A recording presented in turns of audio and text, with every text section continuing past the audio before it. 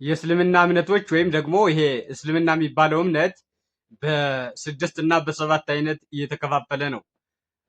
እንደ ምሳሌ ሱኒ የሚባለው አለ፣ ሸይት የሚባለው አለ፣ ሶፊስት የሚባለው አለ፣ አልወይት የሚባሉት አሉ። እንደ ምሳሌ እነዚህ አሉ።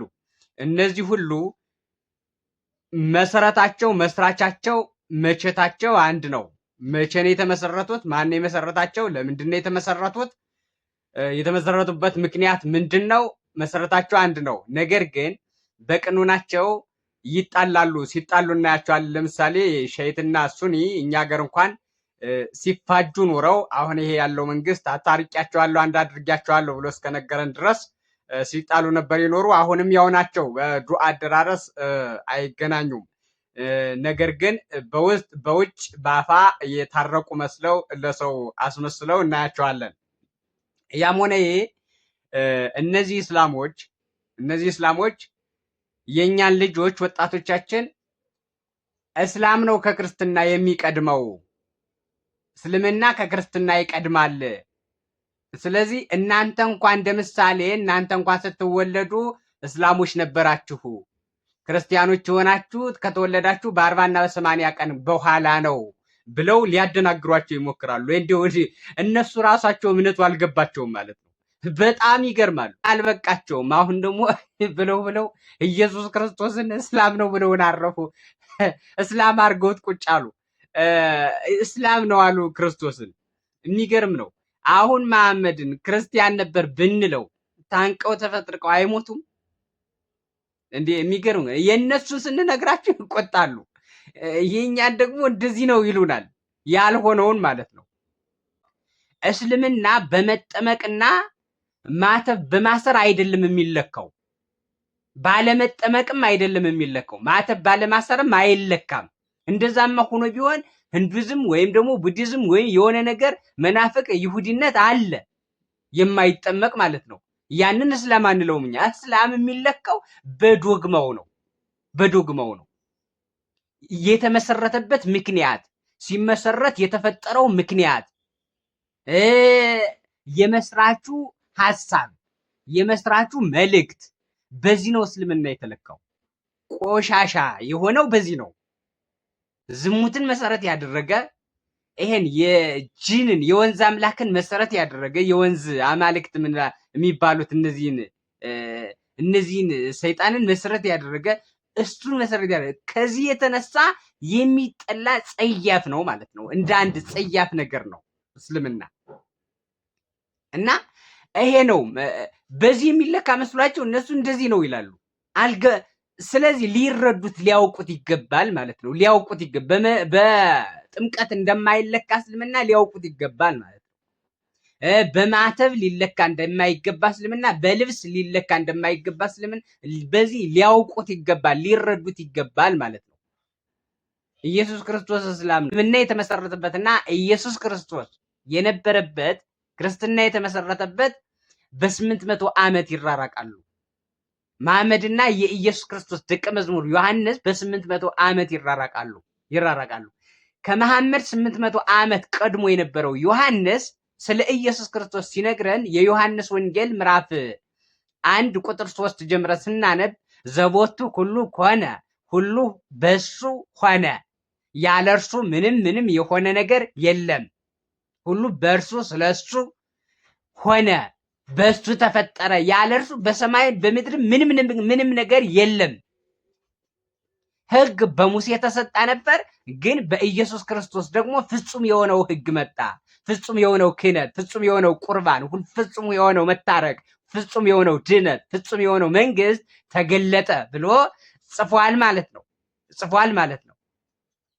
እና እነዚህ እስላሞች ኢየሱስ ክርስቶስ እስላም ነበር ሊል የቻሉት ከምን ተነስተው እንደሆነ ቢነግሩን። ንገሩን ካሉ እኛ የእነሱን አምላክ ልንነግራቸው እኮ እንችላለን። ሀጅ የሚባለው ጉዞውን ዓመታዊ ጉዞ ይዘጋጃል። ይሄዳሉ መካ። ምን አድርገው ነው የሚመጡ? ለማን ሰግደው ነው የሚመጡ? አንገታቸውን ምን ውስጥ ነው የሚያስገቡት? አስገብተውት የሚመጡ የት ውሃ ተጠምቀው ነው የሚመጡ? በማን ስም ነው ተጠምቀው የሚመጡ? የት ቦታ ላይ ነው? የት መቃብር ላይ ነው ድንጋይ ወርውረው የሚመጡ? መቃብሩ ዓመት እስከ ዓመት የሚሰጥመው የማን መቃብር ነው ሰጥሞ የሚኖረው? ሲሄዱ ደግሞ ድንጋይ ወርውረውበት ያ ሁሉ ሚሊዮን ህዝብ ይመጣል። በአመቱ ሲሄድ ጉድጓድ ሆኖ ያገኘዋል። አሁንም በድንጋይ ሞልቶት ይመጣል። በአመቱ ሲሄድ ደግሞ ድንጋይ ሆኖ ጉድጓድ ሆኖ ያገኘዋል።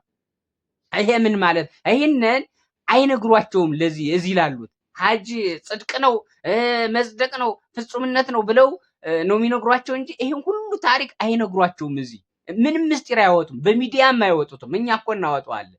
ለምሳሌ እኛ ኢየሩሳሌም እንሄዳለን። ኢየሩሳሌም ሄደን ኢየሱስ ክርስቶስ የተነሳበት ጎልጎታ ላይ ዛሬም ድረስ የትንሣኤ ዕለት ብርሃን ይወርዳል።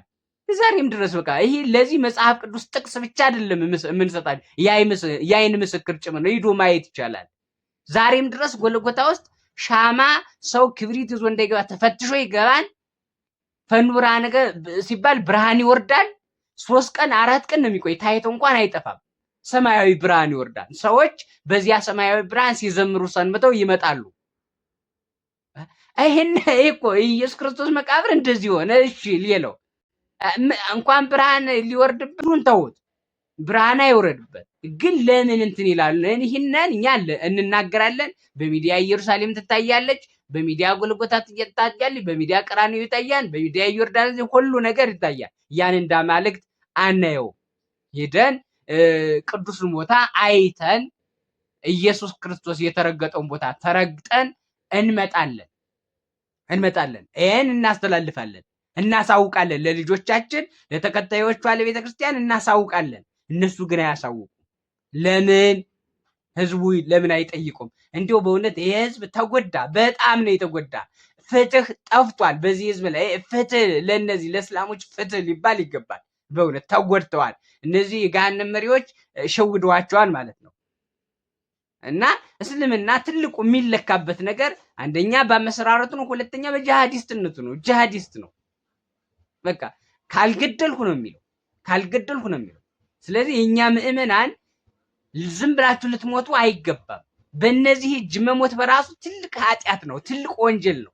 በእነዚህ እጅ መሞት መርከስ ነው። በእነዚህ እጅ መሞት በዚህ በመጽሐፍ ምሳሌ ምዕራፍ 26 ላይ እንዲህ ይላል፣ በበጋ በረዶ በመከር ደግሞ ዝናብ መጣል እንደማይገባው ለሰነፍ እንደዚሁ ክብር አይገባውም ይላል። ኢታይተት ለብሲአት ራስ ግን ለሰነፍ ለእንደዚህ ለሰነፍ ሰው ዝቅ አታድርግ ይላል። እሱ ብቻ አይደለም እንዲህ ይላል፣ ይሄ አለንጋ ለፈረስ ልጓም ለአህያ እንደሆነ ሁሉ ዱላና በትር ደግሞ ለሰነፍ ጀርባ ነው ይላል። ለአሕዛብ ጀርባ ነው ይላል። ለነሱ ጀርባ፣ ዱላ ደግሞ የነሱ ጀርባ መቀጥቀጥ ነው ያለበት ይላል። መጽሐፈ ምሳሌ ምዕራፍ 26 ቁጥር 1 ጀምሮ ተመልከትልኝ። ስለዚህ በእነዚህ እጅ መሞት አያስፈልግም። እንገላለን እንዴ! ጉድ እኮ ነው። ምን ማለት ነው ግን? ምን ማለት ነው? አንዳንድ ፈሪሳ ለክርስቲያን ሰው አይገልም እንዴ? ሰው ትክክል ነው። ሰው የሚባለው እኮ ታዲያ በስመ ሥላሴ የተጠመቀ ነው እንጂ ዝም ብሎ ያልተጠመቀ ሰው ይባላል እንዴ? እሱ እኮ ሰው አይባልም እንዴ! እሱ ሰው አይባልም። ያልተጠመቀ ሰው አይባልም። የተጠመቀው ነው ሰው የሚባለው። ስለዚህ አይን ባይን ጥርስ በጥርስ የሚለው ህግ ለነዚህ ላላመኑት ይሰራል እስከሚያምኑ ድረስ። ካመኑ በኋላ አሁን ለኛ ጥርስ በጥርስ የሚለው አይሰራም። ግን በእነዚህ ላይ ግን ጥርስ በጥርስ አይን ባይን የሚለው የገደለ ይገደል የሚለው ህግ በእነዚህ ላይ ግን ይሰራል። ህያው ነው በቃ። ለምን አላመኑማ? ህገ ትሩፋትን ስላልተቀበሉ ገና ህገረት ላይ ነን ስለሚሉ ህገረት በእነሱ ላይ ይሰራል። ስለዚህ ይህንን የማድረግ መብት አላችሁ ልጆቻችን። ይህንን የማከናወን ሙሉ መብት አላችሁ። መጽሐፉ ያዛል። አለቀ። ልጆቻችን ቤተክርስቲያናችሁን የመጠበቅና የማስከበር መብት አላ